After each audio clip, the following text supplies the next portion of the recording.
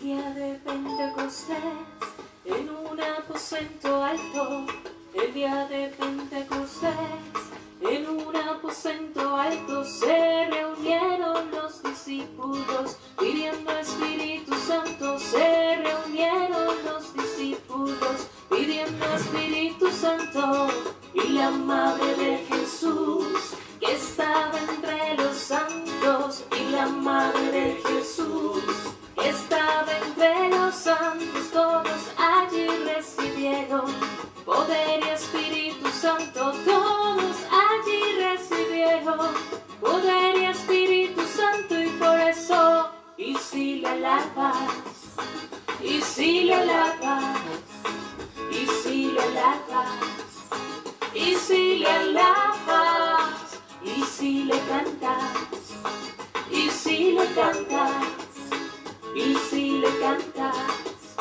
y si le cantas. Marta le dijo a Jesús, mi hermano se me murió. Marta le dijo a Jesús, mi hermano se me murió. Marta, quita la piedra, verás la resurrección. Marta, quita la piedra, verás la resurrección. Yo te he dicho que si crees, verás la gloria de Dios. Yo te he dicho que si crees, y si le alabas, y si le alabas, y si le alabas, y si le alabas, y si le cantas, y si le cantas, y si le cantas, y si le cantas.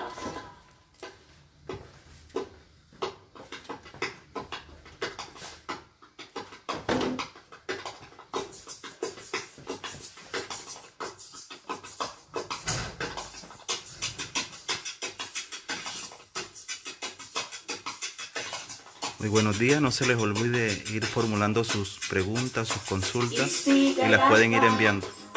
Y si le alabas, y si le alabas, y si le alabas, y si le cantas, y si le cantas, y si le cantas, y si le cantas, y si le alabas, y si le alabas, y si le alabas, y si le alabas, y si le cantas, y si le cantas, y si le cantas, y si le cantas.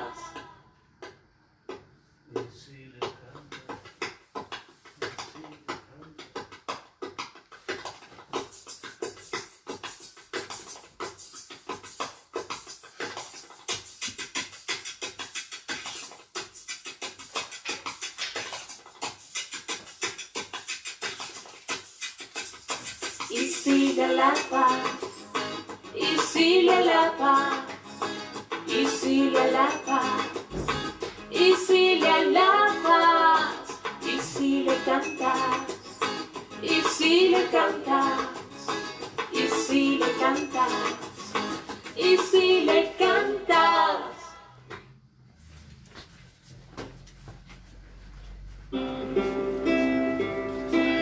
Yo te amo, Señor, mi fortaleza, mi roca, mi baluarte, mi liberador.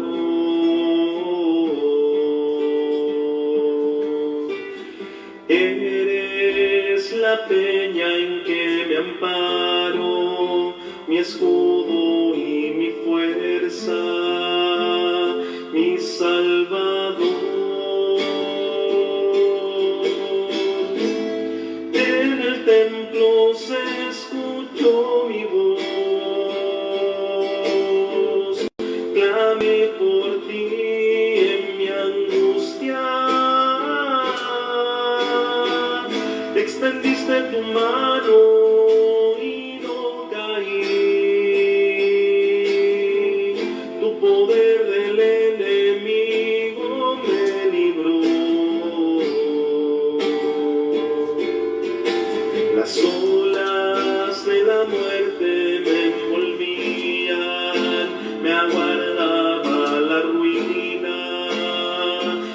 Señor venció.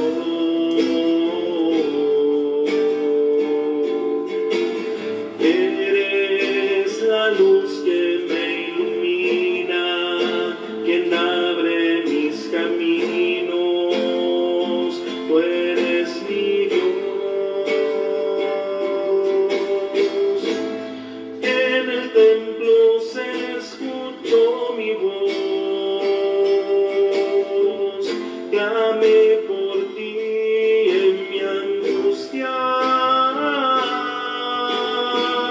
Extendiste tu mano y no caí. Tu poder del enemigo me libró. Cuando yo invoqué tu nombre con mano poderosa, me salvó tu amor.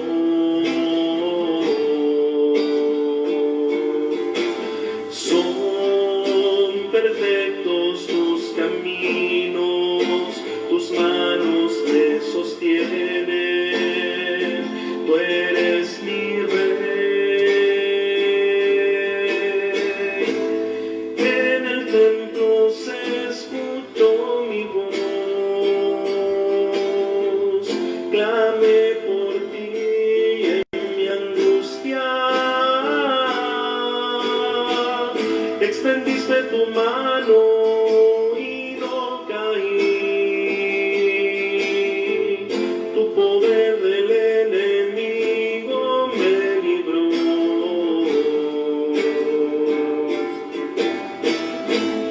En el templo se escuchó mi voz, clamé por ti en mi angustia.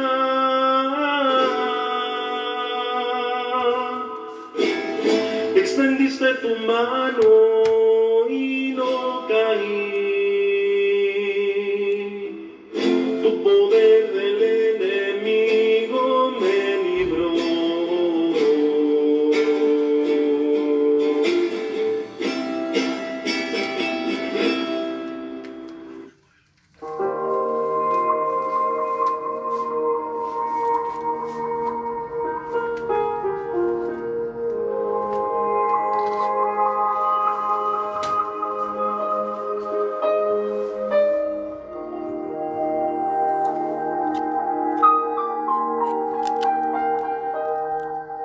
Señor, toma mi vida nueva antes de que la espera desgaste años en mí. Estoy dispuesto a lo que quieras, no importa lo que sea, tú llámame a servir. Llévame donde los hombres necesiten tus palabras, necesiten mis ganas de vivir. Donde falte la esperanza, donde falte la alegría, simplemente por no saber de ti.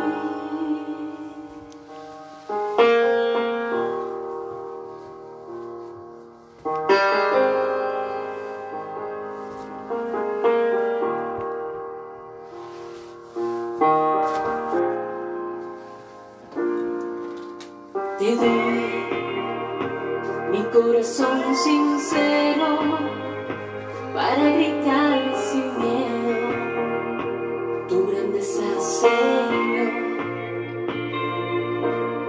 Tendré mis manos sin cansancio, tu historia entre mis labios y fuerza en la oración.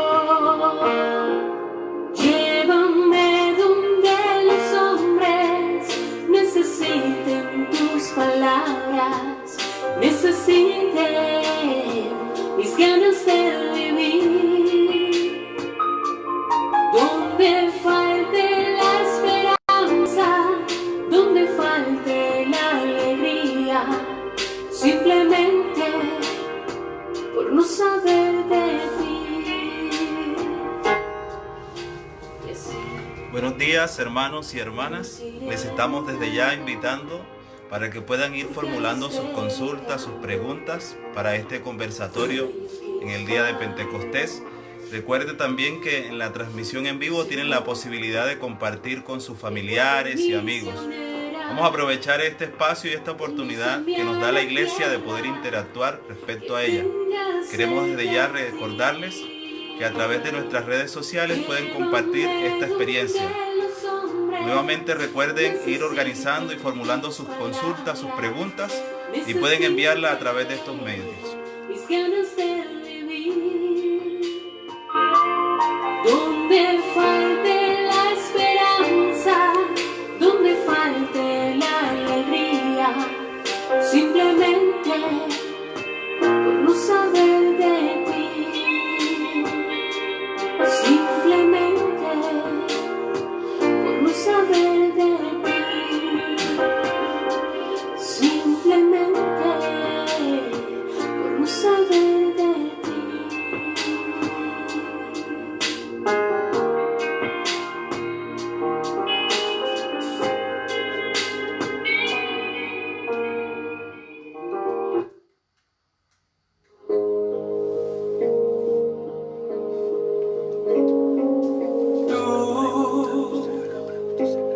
Has venido a la orilla, no has buscado ni a sabios ni a ricos, tan solo quieres que yo te siga. Señor, me has mirado a los ojos, sonriendo, has dicho mi nombre.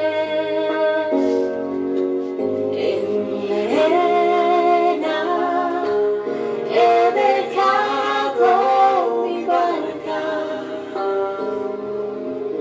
junto a ti, buscaré otro mar. Tú sabes bien lo que tengo en mi barca, no hay lloro ni espadas, tan solo redes y mi trabajo. Señor, me has mirado a los ojos, sonriendo, tú has dicho mi nombre. En la arena he dejado mi barca junto a ti, yo buscaré otro mar.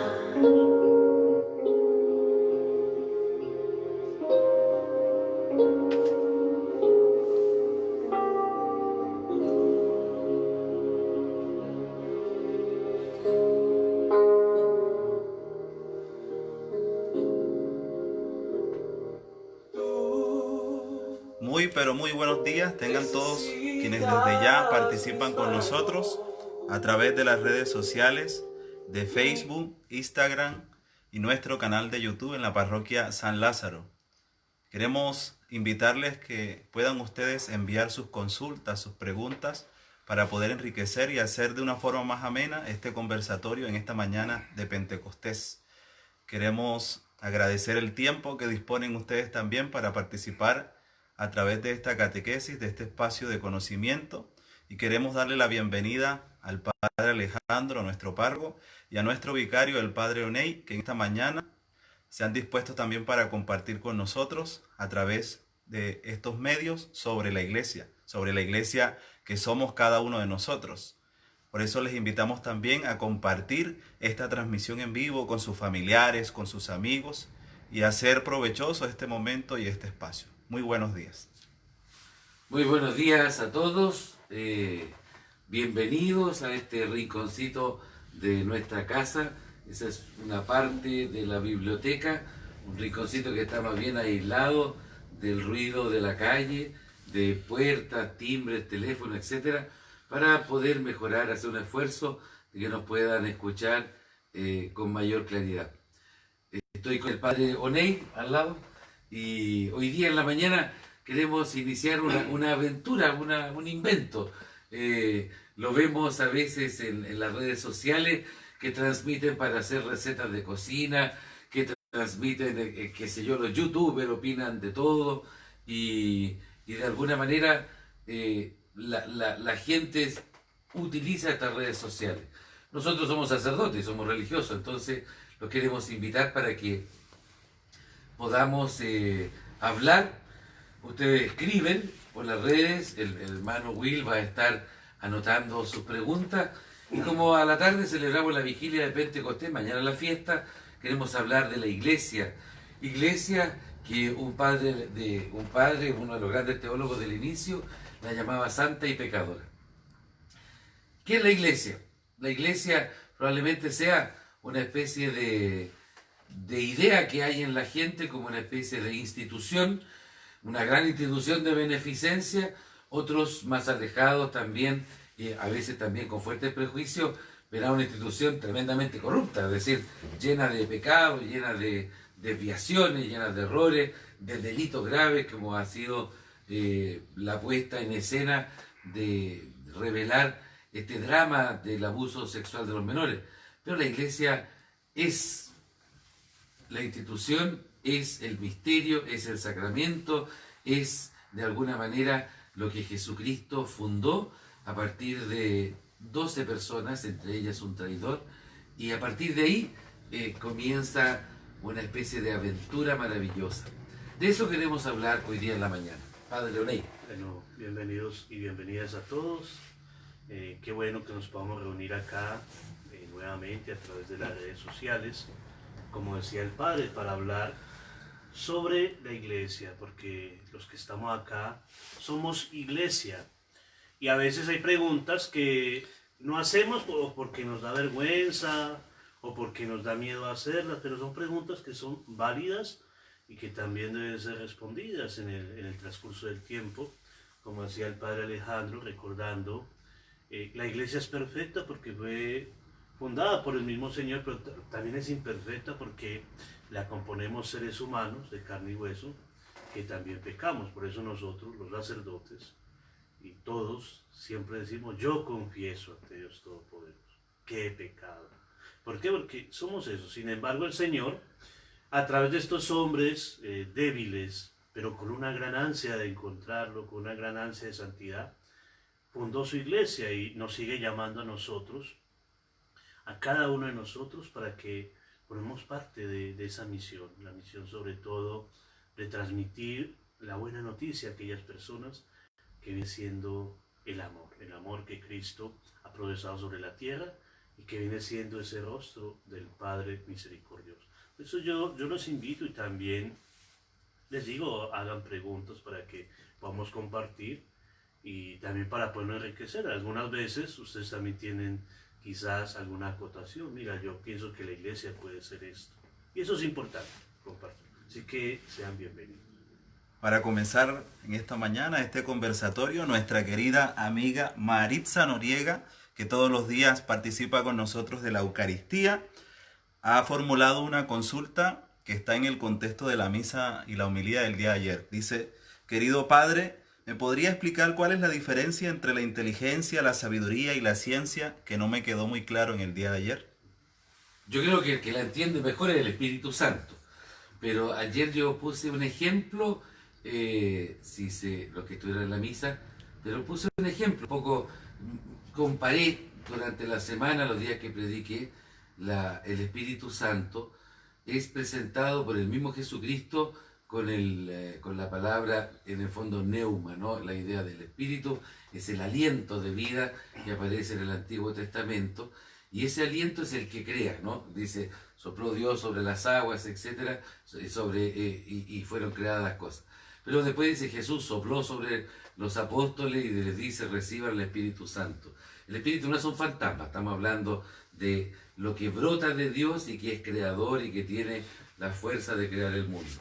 En este contexto se manifiesta el Espíritu Santo a través, ¿no es cierto?, como lo hemos identificado la Iglesia, los teólogos, a través de, ¿no es cierto?, formas, podríamos decirlo, cómo Dios actúa en la humanidad a través de este Espíritu Santo, como el modo como Dios actúa. Y estos tres dones, la inteligencia, la sabiduría y la ciencia, ciertamente que tienen matices que son distintos. Para poder entenderlo, yo les decía, pónganse en el contexto de una montaña muy alta, si la han subido, en una orilla de mar, en un atardecer, estas cosas que te provocan por dentro cierta nostalgia, cierta melancolía, que te dan ganas de rezar, de caminar, de mirar, te inspiran para hacer un poema, etc. En ese contexto, cuando uno mira, puede entender inteligencia. Dios te permite entender no solo que hay agua, tierra, arena, que el movimiento de las olas, eso sería la inteligencia humana, sino que Dios te permite entender cómo a través de la naturaleza Él se manifiesta.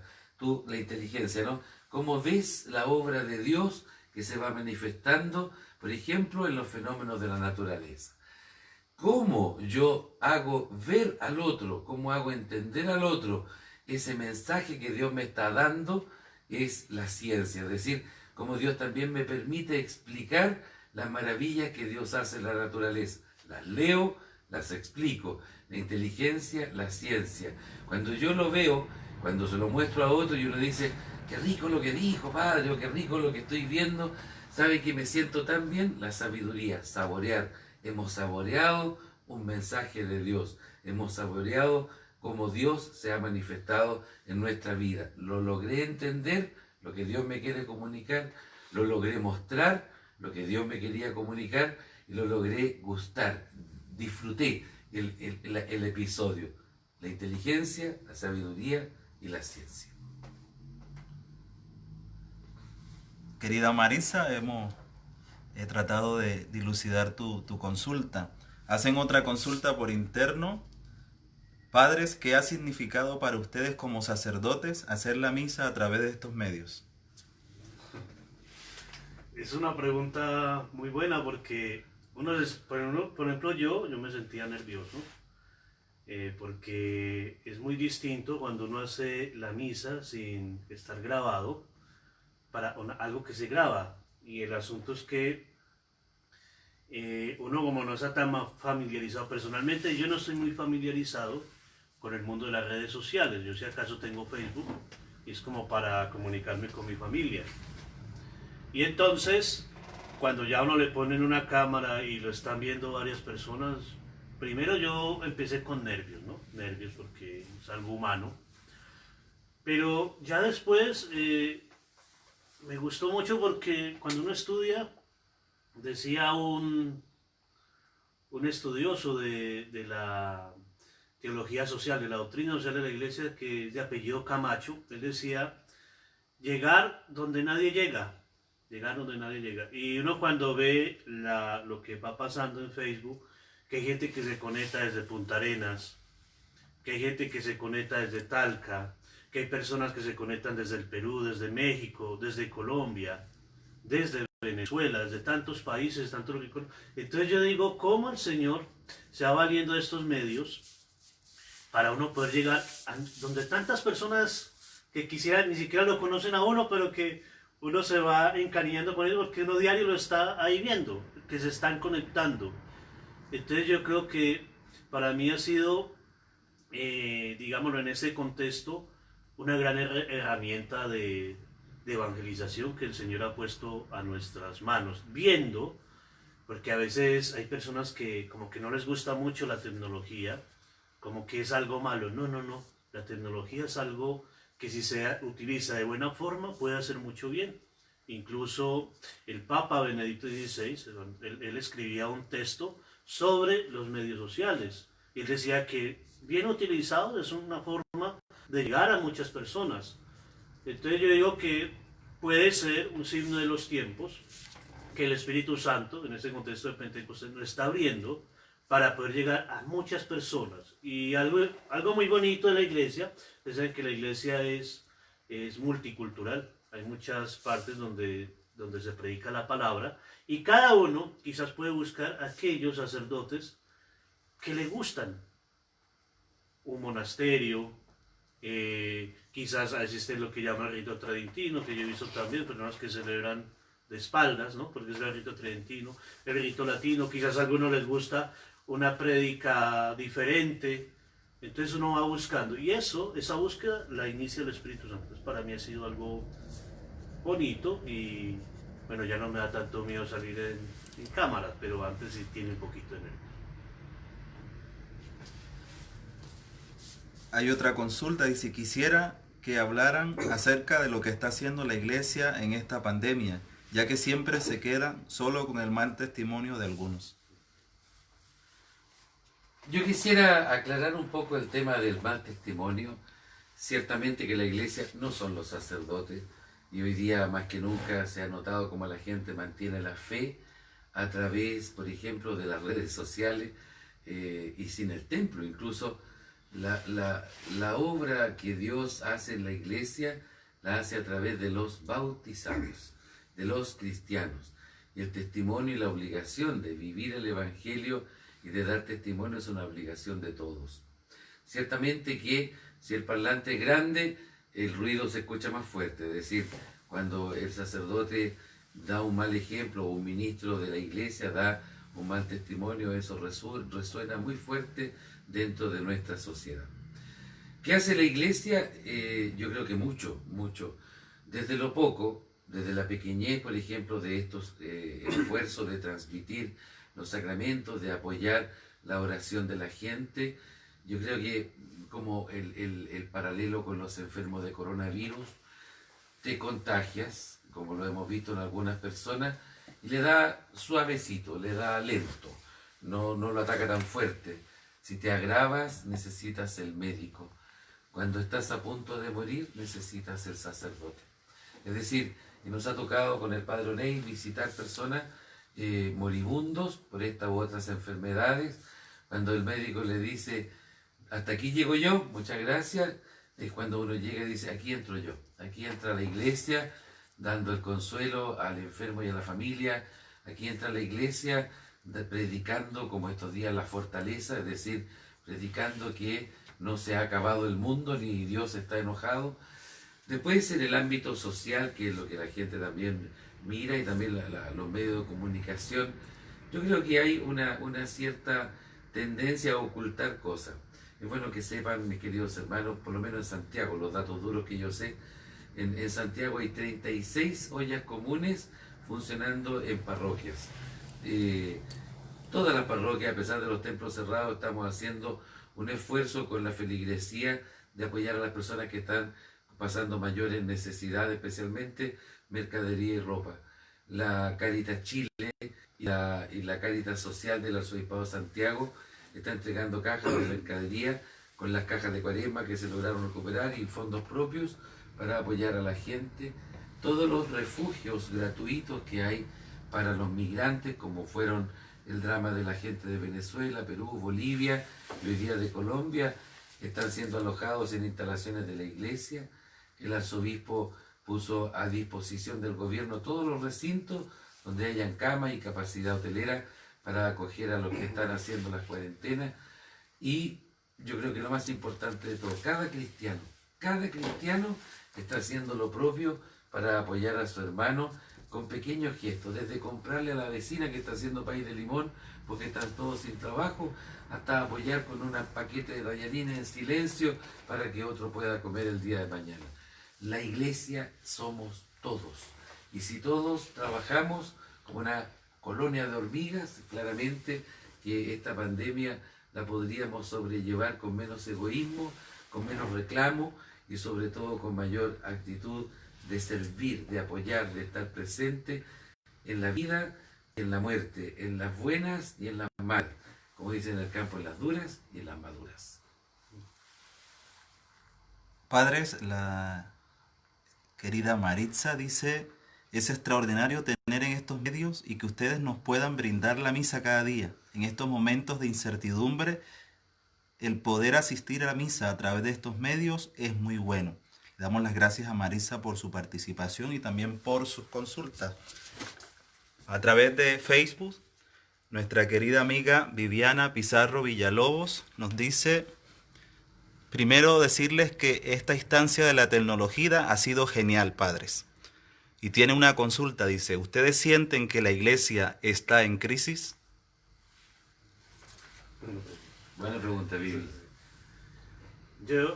Cuando uno empieza a leer el fenómeno, cómo va surgiendo la iglesia, digo que la iglesia siempre ha estado en crisis, porque la iglesia a lo largo de la historia siempre ha tenido enemigos encubiertos y enemigos descubiertos. ¿En qué sentido? Cuando uno va leyendo el Evangelio, especialmente los Hechos de los Apóstoles, uno se da cuenta que ellos fueron perseguidos.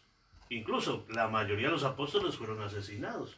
El único que no asesinaron fue a San Juan, pero el resto todos fueron asesinados, y tantos mártires que existieron. Y si uno mira, los primeros papas, la mayoría fueron mártires, muchos fueron mártires. Entonces yo creo que la iglesia siempre ha vivido en crisis, y crisis muy fuertes, digamos otras más suaves, pero siempre yo creo que la iglesia va a vivir entre esa tensión, entre la crisis. ¿Y por qué se da la crisis? Yo creo que es un tiempo importante, una oportunidad especialmente, me voy a referir a la de ahora. La crisis de la iglesia es muy importante porque yo creo que es un signo del Espíritu Santo. El Espíritu Santo nos llama a reevaluarnos como la iglesia y a cambiar las formas de proceder. Si nosotros hemos sido testigos de que en la iglesia, por ejemplo, se han encubierto situaciones dolorosas frente a los abusos, entonces esto ha permitido de que la iglesia sea más transparente.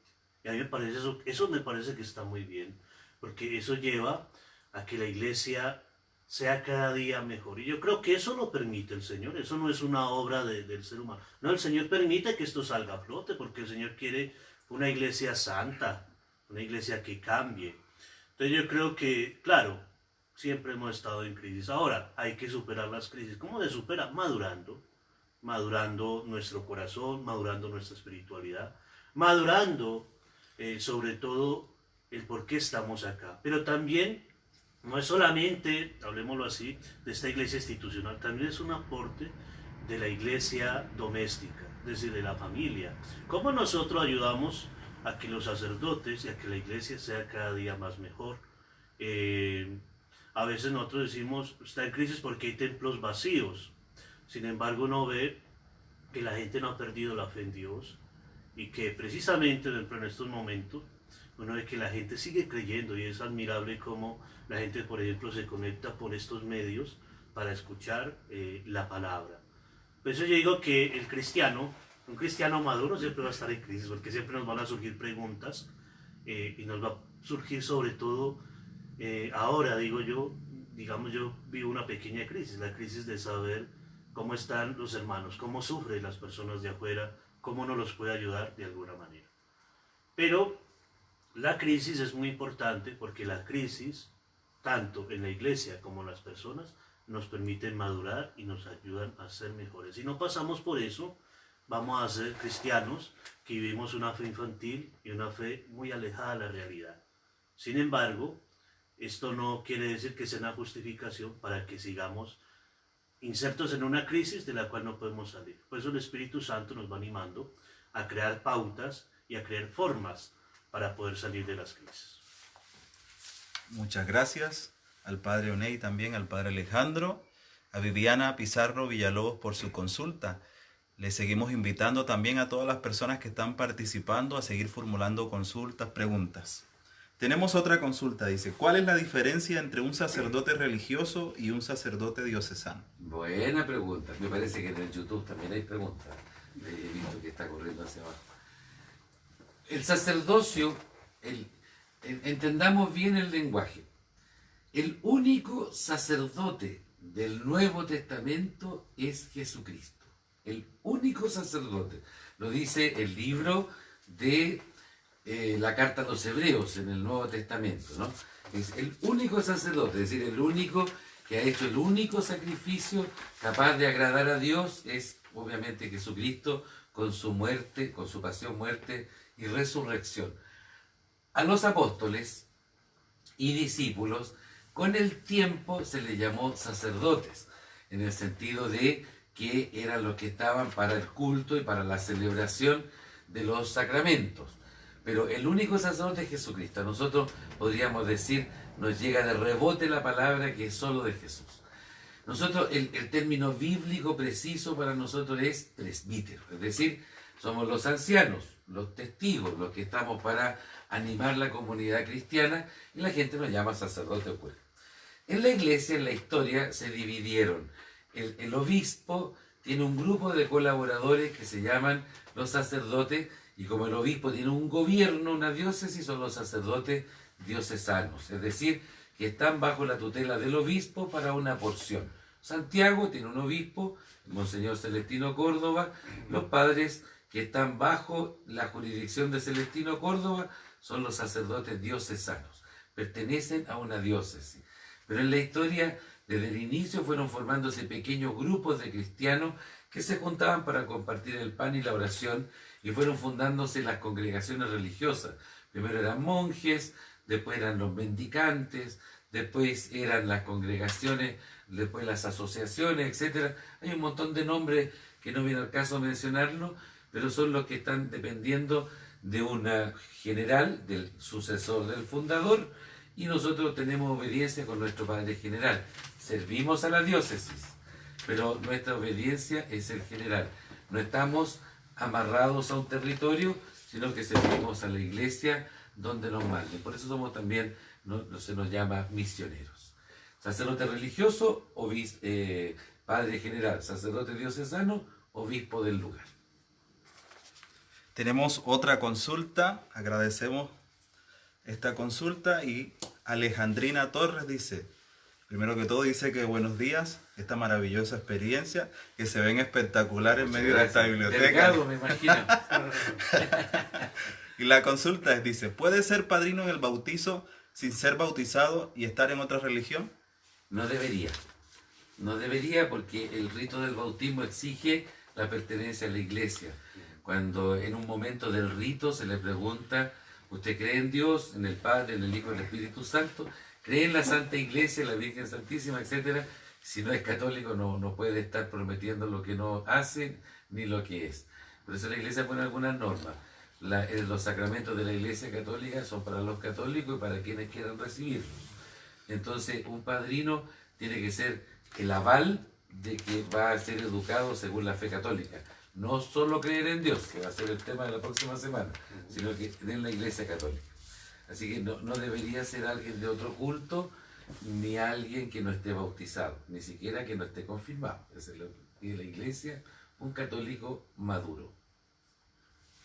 Quiero invitarlos también para darles un espacio para que puedan formular estas consultas que ustedes tienen desde toda esa experiencia como bautizados también, como cristianos, a escuchar la secuencia de Pentecostés que la iglesia nos invita también a través de la lectura para que podamos meditarla. Y mientras vamos escuchando esta secuencia, ustedes pueden ir enviando sus consultas y sus preguntas para que los sacerdotes puedan responder en esta mañana. Entonces vamos a escucharla.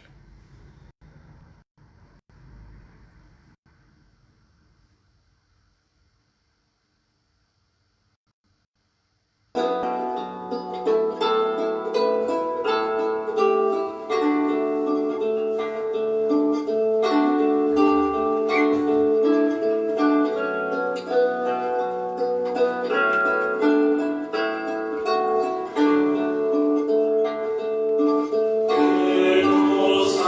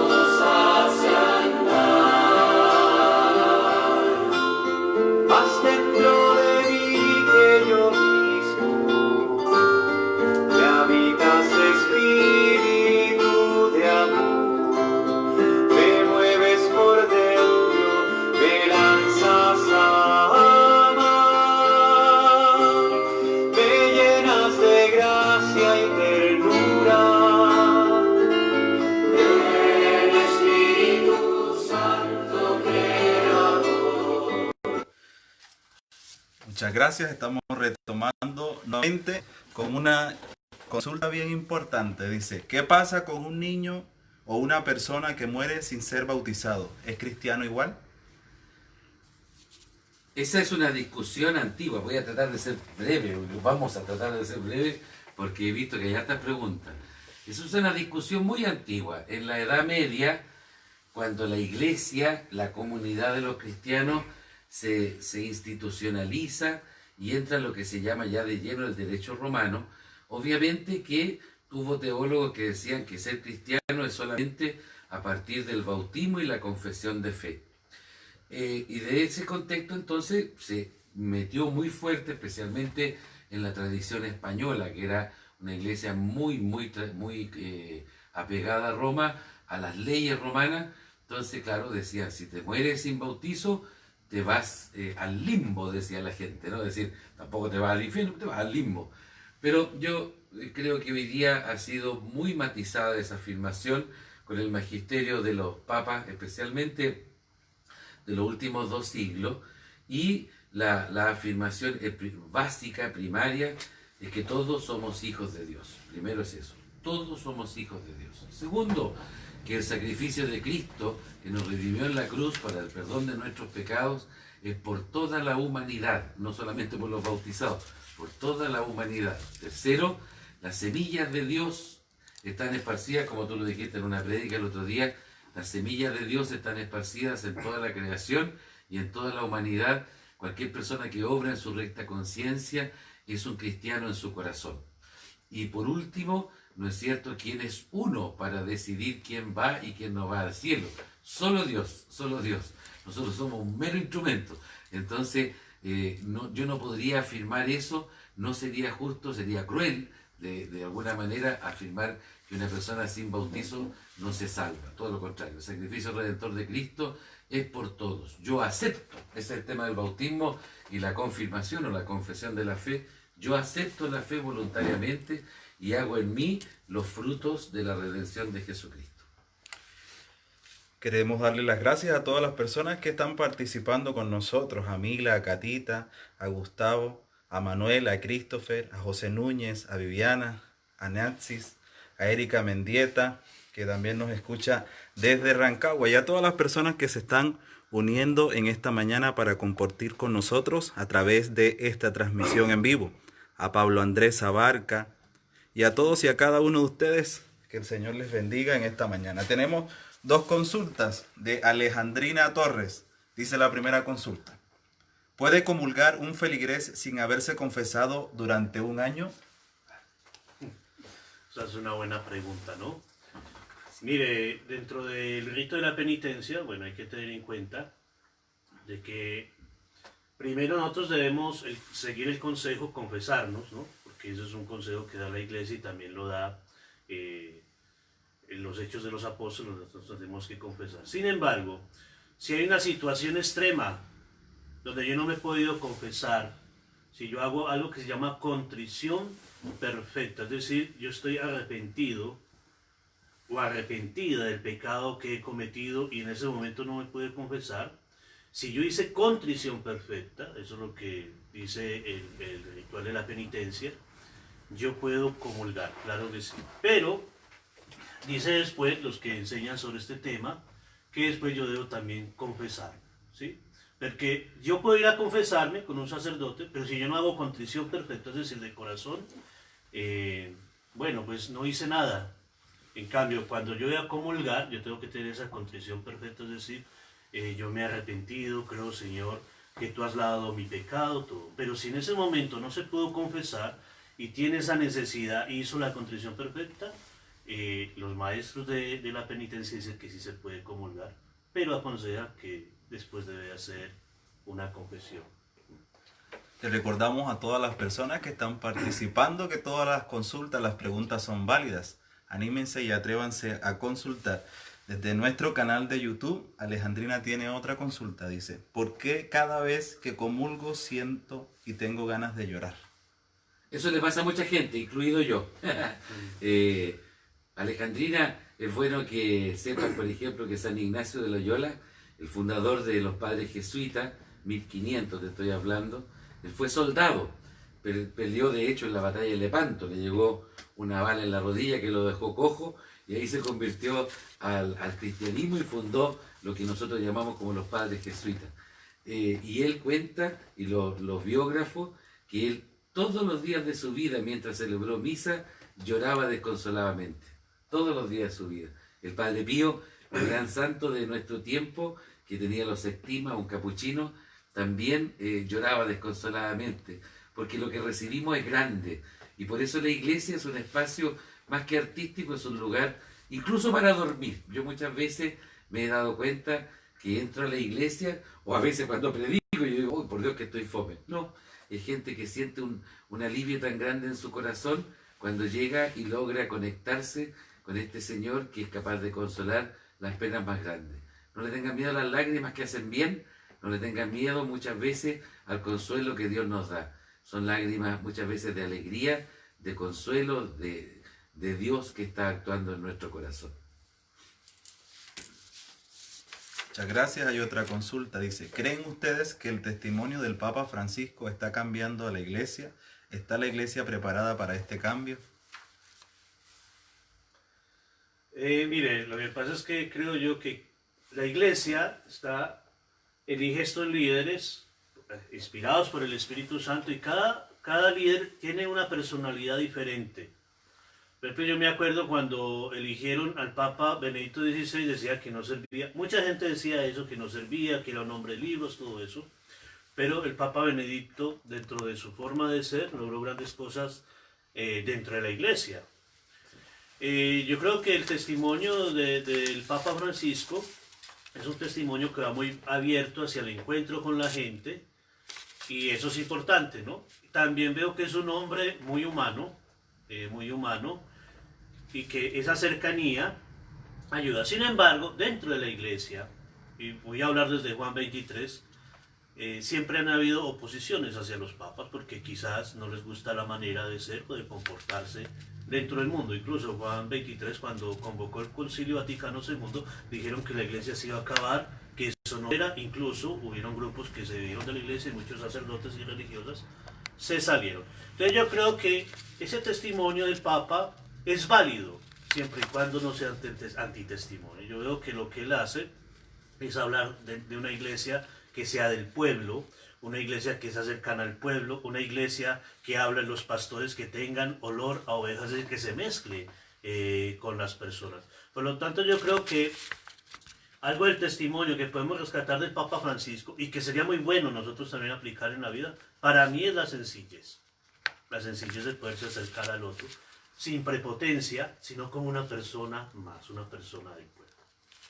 Yo agregaría que el Papa es una figura dentro de la Iglesia que pone el Espíritu Santo, como dices tú, pero tengan presente que no tiene por qué caernos bien o mal, mientras reconozcamos que es el Papa, y es el adecuado para este tiempo, el que necesitaba la Iglesia para este tiempo, Dios lo eligió, y nosotros plenamente sumisos a Él y felices de tener un Papa argentino, latinoamericano, un Papa cercano, sencillo, un Papa directo, y un Papa que no le gusta la pompa, no le gusta esta imagen añeja de la Iglesia, sino que es capaz de dialogar con el más humilde. Así que, ¡viva el Papa!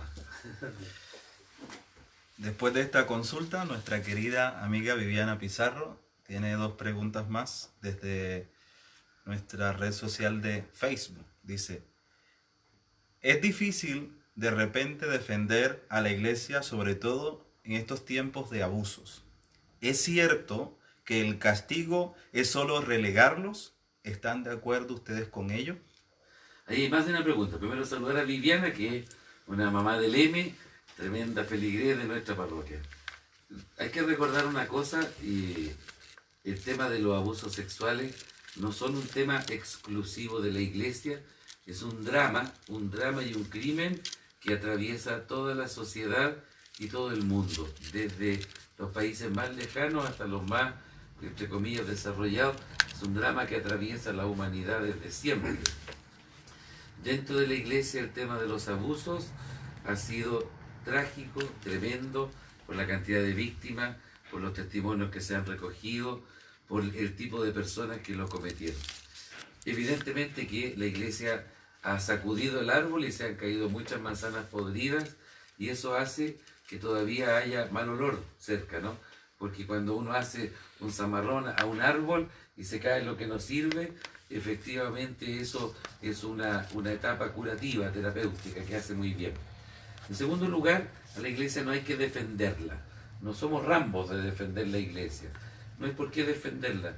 La iglesia solamente se muestra en la medida en que mostramos el amor de Dios a la humanidad. La iglesia no se debe defender, menos lo indefendible.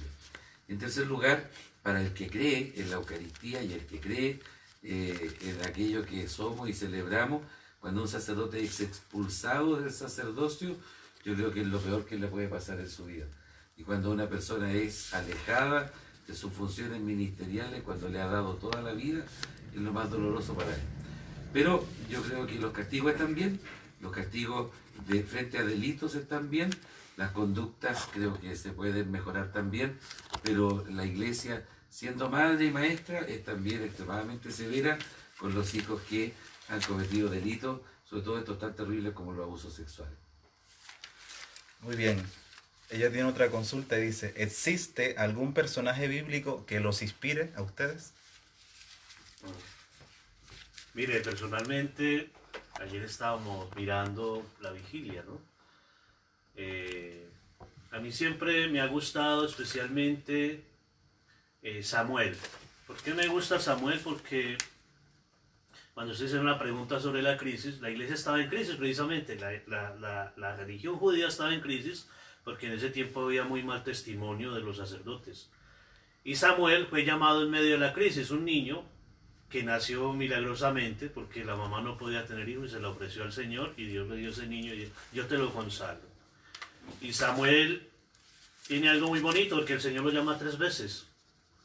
Y algo bonito de Samuel es que él se levanta desde la oscuridad. Se levanta desde la oscuridad y dice, aquí estoy, Señor, para hacer tu voluntad. Entonces a mí me inspira porque cuando yo me ordeno, yo digo, ¿por qué me ordeno en este tiempo de crisis, en este tiempo difícil, en este tiempo de oscuridad, llamémoslo así la iglesia? Y entonces porque el Señor yo digo que el Señor me llamó para levantarme en este tiempo de oscuridad y decir, Señor, aquí estoy para hacer tu voluntad, para hacer lo que tú me llamas. Por eso a mí, personalmente, me gusta mucho, dentro de la Biblia, me inspira demasiado el profeta Samuel. A mí Pedro, el apóstol Pedro, especialmente en un pasaje que me marcó mucho la vida durante mi tiempo del liceo, que yo creo que tiene que ver con mi vocación, que es el episodio de la pesca milagrosa, cuando Jesús le dice, tira la red al otro lado, y Pedro, cuando ve lo que es capaz de hacer él, siendo un pescador, ¿no es cierto?, siguiendo la voz de Jesús, le dice, Señor, aléjate de mí porque soy un pecador. Esa frase me desarmó, porque, no sé, de alguna manera sonó una campana que me dijo, bueno, soy pecador, pero si hago lo que él me dice, probablemente pueda sacar peces más grandes, ¿no? Entonces a mí que me gusta pescar es un episodio que me gusta mucho leerlo. Pedro y Samuel. Dice nuestra querida Viviana Pizarro, con referencia a la pregunta anterior que usted acaba de dar, Padre Alejandro, de responder. Dice, gracias, Padre, como siempre tan claro. Juan Gran tiene otra consulta, dice, ¿cómo maneja un sacerdote su soledad? Yo creo que hay un poco de disciplina en nuestra vida. Esa es la idea del seminario. Un poco de disciplina. Evidentemente no somos muy dados por nuestra forma de ser, ni a la vida social, ni a la vida de mucha gente. Los que nos conocen en la parroquia, nosotros hacemos lo nuestro y bueno, termina la misa, la oficina, llegamos a nuestra casa, vivimos en comunidad. Tan solos no estamos. O sea, a la mesa siempre somos 6 o 7 y en las parroquias nosotros vivimos comunidades también. La soledad es una aliada cuando uno la puede llenar de Dios. Dios no solamente que pasemos todo el día rozando, cuando la llena de las cosas que a uno le gustan, cuando uno siente esta tranquilidad en el corazón. De hecho, lo bueno de esta pandemia ha sido estar acá encerrado. Ha fortalecido mucho nuestra vida comunitaria. Nos hemos reído cocinando, haciendo aseo, estamos haciendo un invernadero. Nos hemos dedicado a leer libros que estaban guardados y que no se habían leído por falta de tiempo. Pero la soledad uno la administra sin mayor dificultad. No es que estemos desesperados por salir, al contrario, nos gusta esto, nos gusta esta forma de vida. Yo hay dos películas que me llaman la atención, bueno, no me acuerdo el título de una, pero era una película de terror, que me gusta ver esas películas. Y había un sacerdote que luchaba con el demonio, ¿no? Con el diablo. Y él decía, tú estás solo. Y entonces un señor le dijo a él, un hombre de Dios, un hombre de bien, nunca está solo, porque Dios está con él.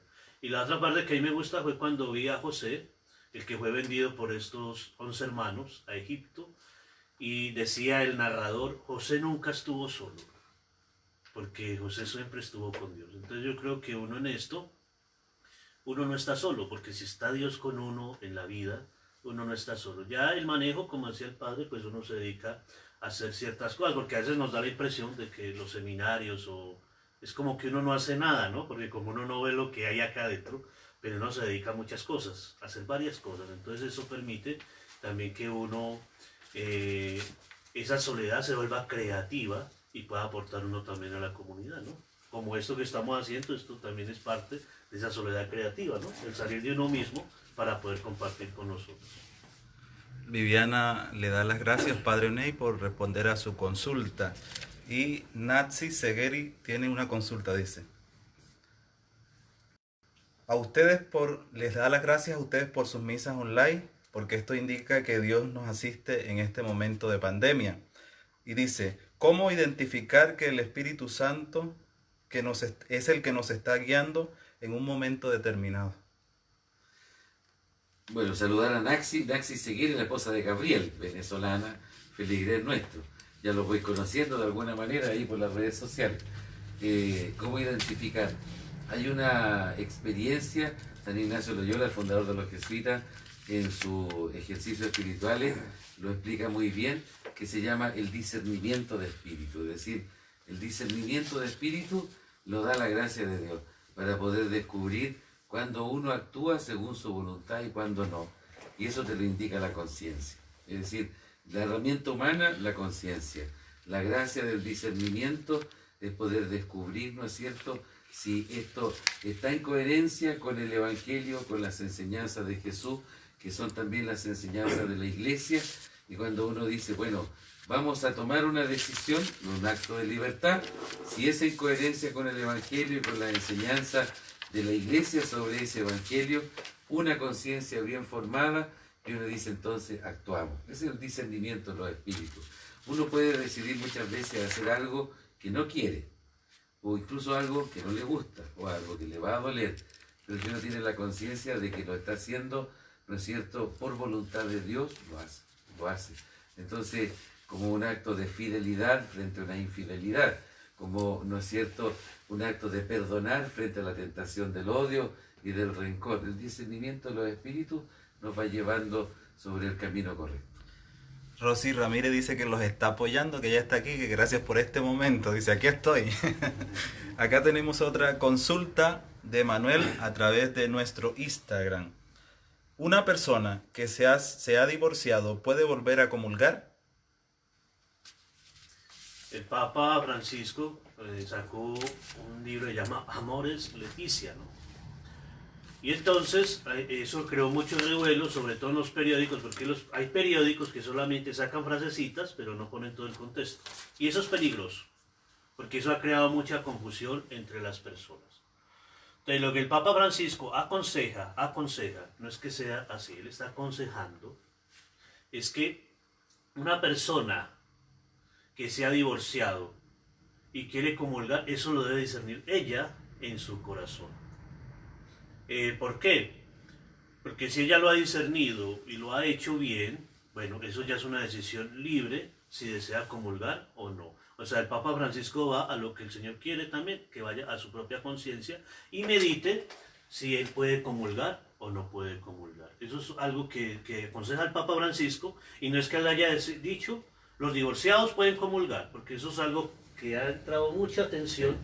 Él simplemente dice, discierna, incluso da unas pautas para discernir dentro de ese libro Amor y Leticia, para a ver si usted puede comulgar o no. Pero es una cosa que usted tiene que discernirlo libremente. Eso es lo que aconseja el Papa, no lo impone, lo aconseja. Que eso hay que poner cuidado con esas dos palabras. En la iglesia en Chile, y en la iglesia en el mundo en general, la opción es esa.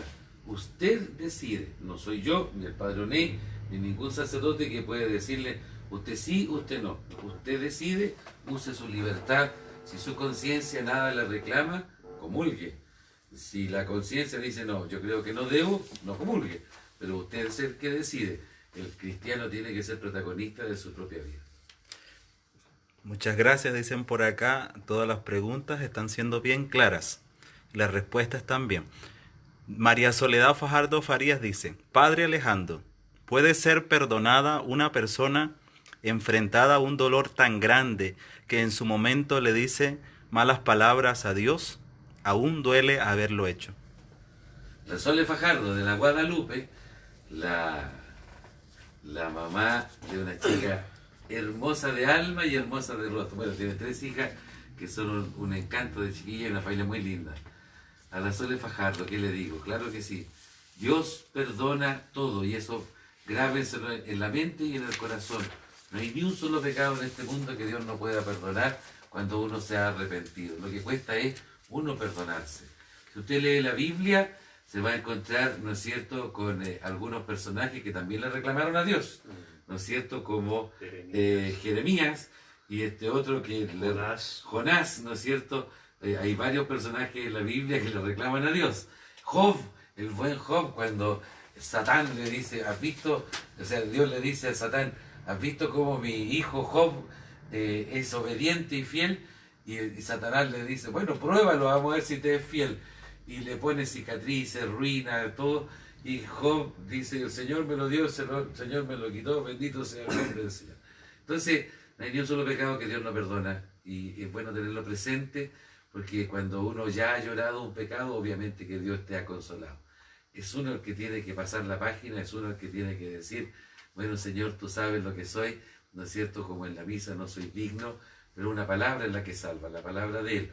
Así que ánimo, confianza, que no hay nada que Dios no pueda perdonar, nada que Dios no haya ya perdonado en el sacrificio de la cruz.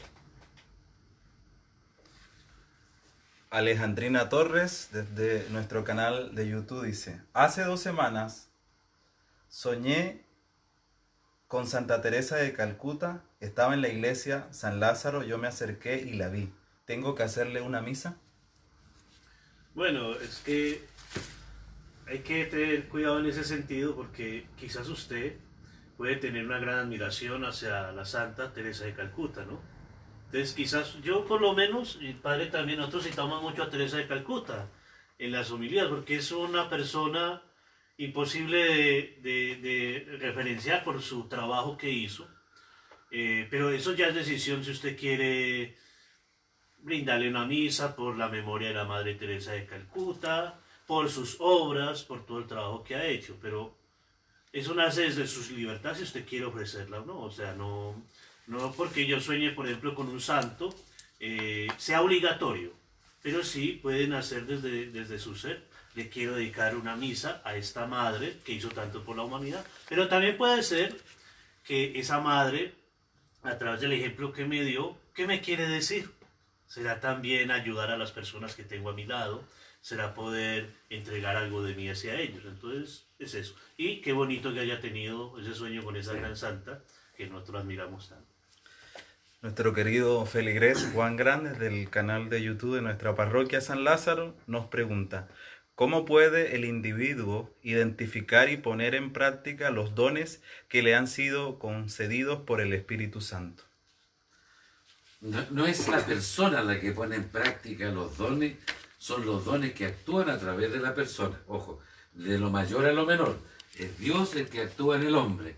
No es que el hombre le va a abrir la puerta a Dios, sino que es Dios el que actúa a través de uno. Los dones no se miden ni se pesan, sino que se perciben por el otro cuando uno, ¿no es cierto?, camina desde Dios, cuando uno deja que Dios fluya. Yo ayer lo puse en la prédica como este ejemplo de la cañería oxidada por donde pasa el agua limpia, ¿no?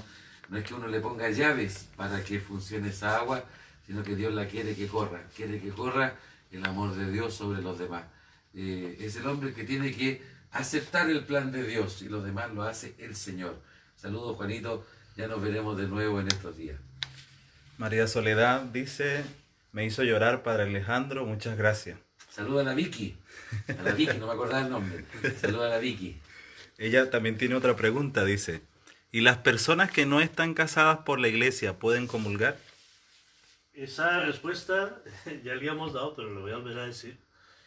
El Papa Francisco, en Amor y Leticia, él aconseja que usted haga un discernimiento libremente y de acuerdo a lo que usted crea, de acuerdo a la comunión con el Señor que usted tenga, usted decide si puede o no puede comulgar. Eso lo deja él a libertad de la persona y ahí uno discierne, como decía el Papa, el Padre, bueno, usted mira si comulga o no. Pero eso es una cosa que usted tiene que hacer, un discernimiento de corazón. Si usted ve que no, bueno, pues no. Pero si usted cree que sí, sí. Pero es un consejo que da el Papa, dice a usted libremente en su corazón si puede comulgar.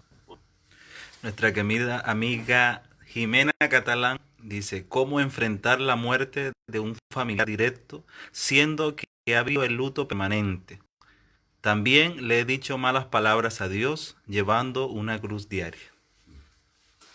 Lo primero es perdonarse. Dios perdona, ya perdonó en la cruz hace 2000 años atrás y es lo que recordamos cada día en la misa. Perdónense los exabruptos, perdónense cuando uno en la desesperación, cuando ve que se le cierran todas las puertas y ventanas y deja de ver a Dios. Hay que perdonarse uno. Dios ya perdonó, dejen que fluya el amor de Dios en su corazón para que también puedan sanar heridas.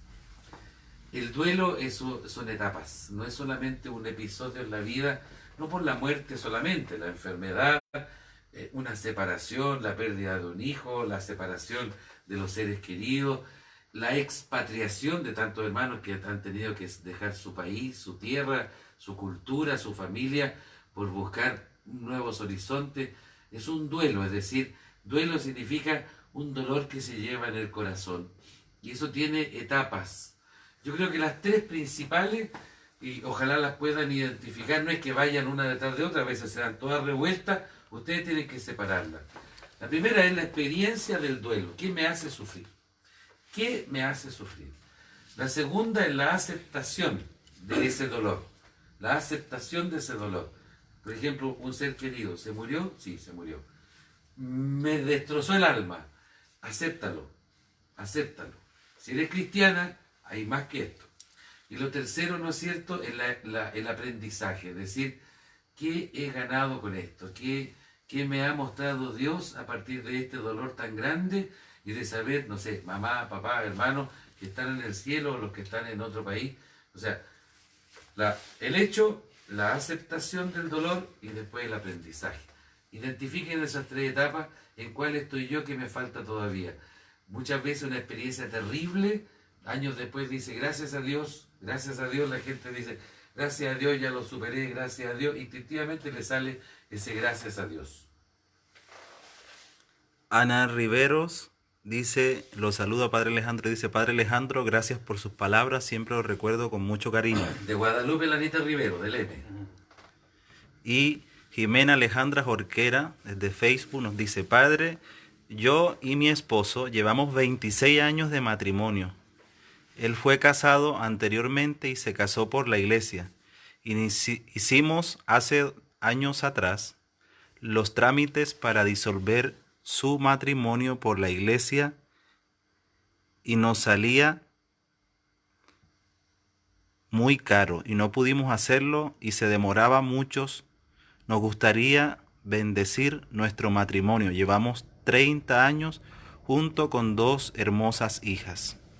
Bueno, los procesos fueron, gracias a este Papa, fueron revisados y hoy día cada diócesis tiene un tribunal eclesiástico que ve las causas de nulidad matrimonial. En Chile y en Santiago existe el tribunal eclesiástico. Gracias a Dios, aquí en la parroquia La Carmencita, nuestra secretaria es notaria eclesiástica, conoce muy bien los procedimientos. Es mucho más fácil ahora que antes buscar una causal de nulidad, en primer lugar. Segundo lugar, si no tiene cómo pagar, hoy día la iglesia lo ofrece de manera gratuita y le pide una colaboración a quien lo puede pagar. Y en tercer lugar, no se frene frente a esta nueva experiencia, no se frene frente a la posibilidad, y usted misma lo ha demostrado con 30 años de vida matrimonial y de vida familiar, que Dios tiene caminos maravillosos. No solo, ¿no es cierto?, cuando uno va hacia un lugar, a veces el camino pavimentado, un sacramento, todo hecho en orden. A veces uno dice, me voy a ir por acá y llega igual. Yo creo que una segunda experiencia en muchos casos ha sido realmente, es el momento donde Dios ha actuado y no la primera. La iglesia a veces se apuraba mucho en casar a la gente y se demoraba mucho en anularlo cuando no era bien hecho. Hoy día no duran más de un año los procesos de nulidad. Si es que hay razones suficientes, la iglesia accede. Así que le recomiendo que se acerque si quiere verdaderamente experimentar la posibilidad de celebrar el sacramento.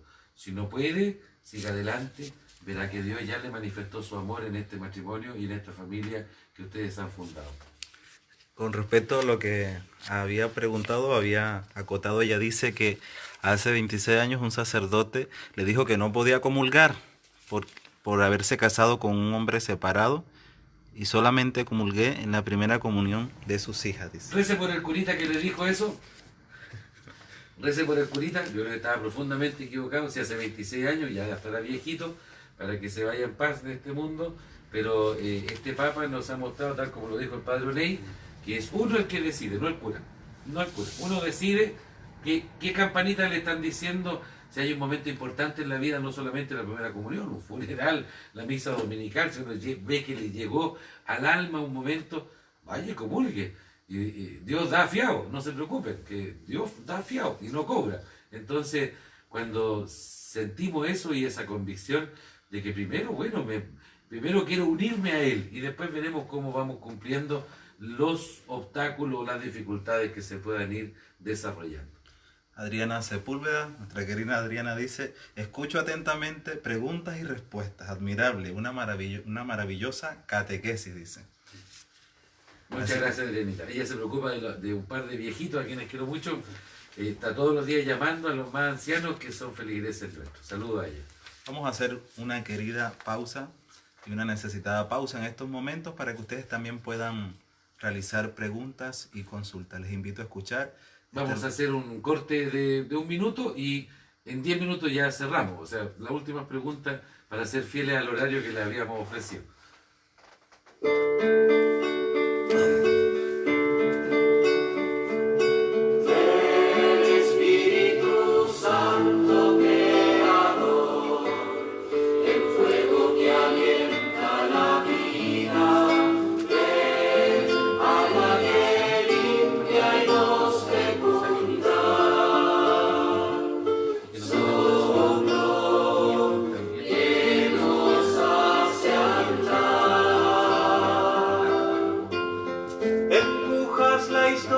Hacia la libertad, deshaces los miedos que atan, derribas los yugos que oprimen la voz, sacudes las cobardías. Ven Espíritu Santo Creador,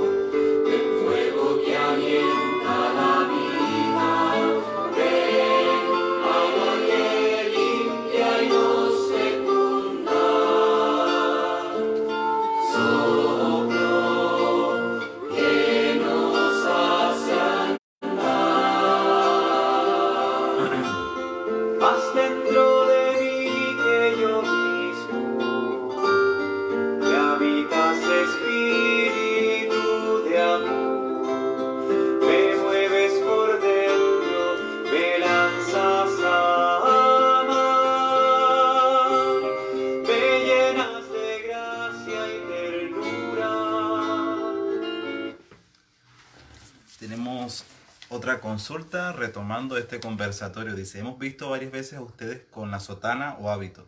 ¿Qué significado tiene? A eso fue adrede. Orey le gusta mucho el hábito. Este es el hábito nuestro. Ponte de pie, se lo explicamos. Nuestro hábito es la sotana que se usó en el Concilio de Trento. Y por eso las congregaciones que nacieron después del Concilio de Trento usaban esta sotana. Es una sotana cruzada, ustedes ven ahí, no tiene botones y amarrada con una faja. La panza de él es propiedad de él. Entonces, la sotana se llama talar, porque llega hasta los talones, es nuestro hábito tradicional. Y yo hoy día me puse cuello buscando con él, pero para que la gente también vea que nos tomamos en serio esto. El hábito es propio de todas nuestras ceremonias, momentos más importantes, usamos el hábito. Yo también me lo pongo de vez en cuando. A ti te gusta mucho más, ¿verdad? Pero lo habitual es que, en mi opinión muy personal en esto, que un sacerdote tiene que estar inserto en la comunidad como un ser humano más. Si se le va a notar algo distinto, que sea por sus buenas costumbres y por su buen testimonio. Yo alabo al Padre Ney, que le encanta, está todo manchado, todo sacudido, pero siempre usa su hábito, el hermano Will igual, porque también es un signo de pertenencia. Dice que algunas personas tienen dudas acerca de la Orden de la Madre de Dios, que se pueden hablar un poco sobre ello. Bueno, la Orden de la Madre de Dios surge por la iniciativa de un santo de la iglesia llamado San Juan Leonardo Lippi. Él era italiano y especialmente surge después de la Reforma de Trento, ¿no? La primera pregunta, una de las preguntas que nos hacían era la crisis, ¿no? La iglesia estaba en crisis en ese momento y entonces se necesitaba una reforma. Y surgieron grandes místicos, San Juan de la Cruz, Santa Teresa de Ávila, que hacen una reforma de vida. Y él ve ese momento especial para crear una orden donde se hable de la reforma de vida, que va ligada mucho hacia el cambio de la persona. Por eso él escribe al Papa de esa época, Pablo VI, que dice, hay que cambiar de la cabeza hacia los pies, es decir, desde el Papa, cardenales, obispos, todo el mundo tiene que cambiar. O si no, la reforma no se va a lograr, y es por eso que San Juan Leonardi crea esta orden. Tenemos que tener en cuenta que él fue el instrumento que usó el Espíritu Santo para crear esta familia, ya que el Espíritu Santo nos va fundando de esa manera. Y de ahí surge entonces la Orden de la Madre de Dios, en una iglesia se llama Santa María de la Rosa, ¿no? Que su fiesta se celebra el 30 de enero, ¿no? Se celebra ya. Y ahí surgió, y entonces esta Orden de la Madre de Dios pues ha tenido durante el tiempo varios apostolados. Yo le preguntaba al padre Alejandro una vez, ¿cuál es el carisma de nosotros? Y él decía, el servicio a la iglesia.